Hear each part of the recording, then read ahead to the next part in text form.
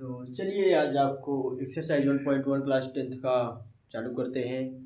देखिए दिया है पहला सवाल, निम्नलिखित संख्याओं को अभाज्य गुणनखंड के रूप में व्यक्त कीजिए। यहाँ पर आया है शब्द अभाज्य गुणनखंड के रूप में व्यक्त कीजिए।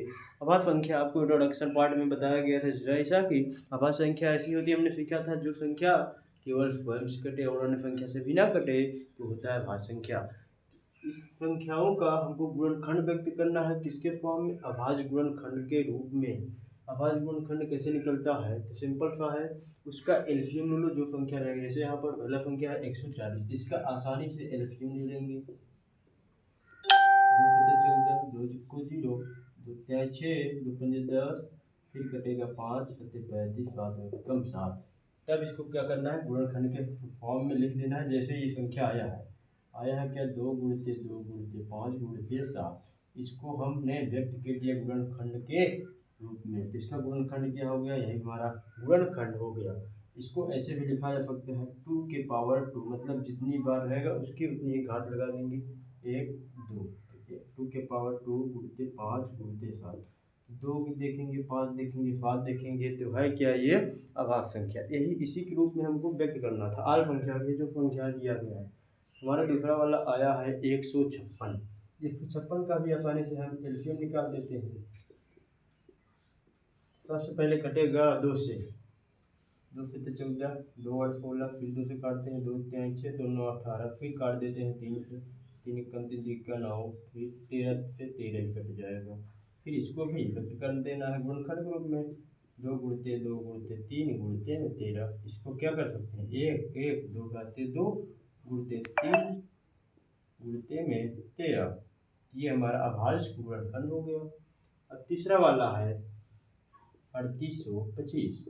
इसको भी एलसीएम लेकर गुणनखंड के रूप में व्यक्त कर देंगे। तो सबसे पहले काटेंगे, देखेंगे 3 से कटेगा कि नहीं। 8 3 11, 11 2 13, 13 5 18। तो जब जोड़ने पर 3 से कट जाता है तो 3 से भी कट जाएगा वो। 3 1 3, 3 दूना 6, 2 बचा 3 7 21, 3 5 15। फिर चेक करेंगे 2 1 3, 3 7 10, 10 5 15, 15 3 कट जाएगा, यानी पूरी संख्या भी 3 से कट जाएगा। 3 चौक 12, 3 दूना 6, 3 5 15, फिर 3 1 3, 3 चौक 12, 3 5 15, फिर 3 से कटेगा, हाँ कट जाएगा। 3 चौक 12, 3 5 15, फिर 3 से कटेगा, 3 15 45, 3 5 15, फिर 5 के 9 5। इसको भी गुणनखंड के रूप में व्यक्त कर देंगे। 3 गुणित 3 गुणित में 3 गुणित में 3, 1 2 3 4 5 6 बार आया है। 1 2 3 4 5 6, उसके बाद 1 5 है। इसके पावर भी इसको इतना बड़ा ना लिखकर हम पावर में लिख देंगे। जैसे यहाँ पर देखें कितना है, 1 2 3 4 5 6, 3 की पावर 6, 3 की पावर 6 इंटू 5। ये हमारा अभाज्य गुणनखंड हो गया। हमारे पास चौथा क्वेश्चन है 5005। इसको भी एलसीएम लेकर काट के जो यहाँ पर आएगा उसको गुणनखंड के रूप में व्यक्त कर देंगे। तो हमारा कटेगा कैसे? 5 से सबसे पहले कटेगा, 5 कम 5, 5 को 0, 5 को 0, 5 का 5। फिर अब कटेगा, अब चेक करेंगे आप तो कटेगा 7 से। नहीं काटना है तो भाग दे दो।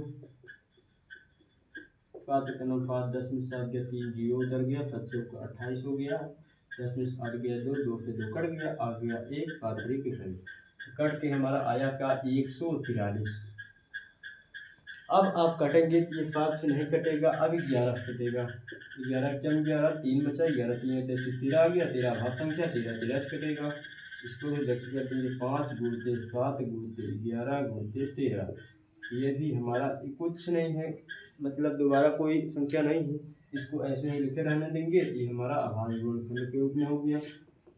पहले संख्या का आंसर हमारा ये निकला, दूसरे क्वेश्चन का आंसर ये निकला, चौथे का ये निकला।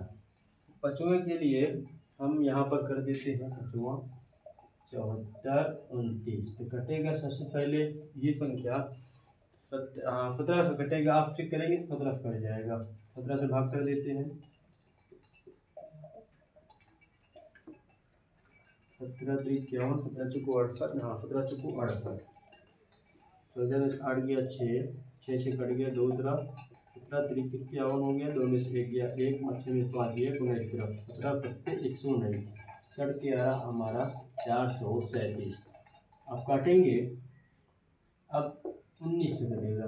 अब 19 से भाग दे देंगे 437 में, 19 दूना 38 हो गया, 13 में 8 गया 5 हो गया, 3 3 कट गया, 7 कट गया, 19 3 57 हो गया, 57 भी कट गया, आ गया कितना 23। अब 23 भी काट देंगे 23 से, 23 से ही कटेगा, 23 कितना 23 हो गया। अब देखिए ये भी आ गया इसके फॉर्म में, ये अभाज्य संख्या की 17 भी 19 भी 23 भी अपने कटेगा, इसीलिए ये संख्या है अभाज्य संख्या। इसको भी व्यक्त कर देंगे, 17 गुणते 19 गुणते में 23, ये भी हमारा निकल के आया 17 गुणते 19 गुणते 23, ये भी हमारा क्या है अभाज्य संख्या है।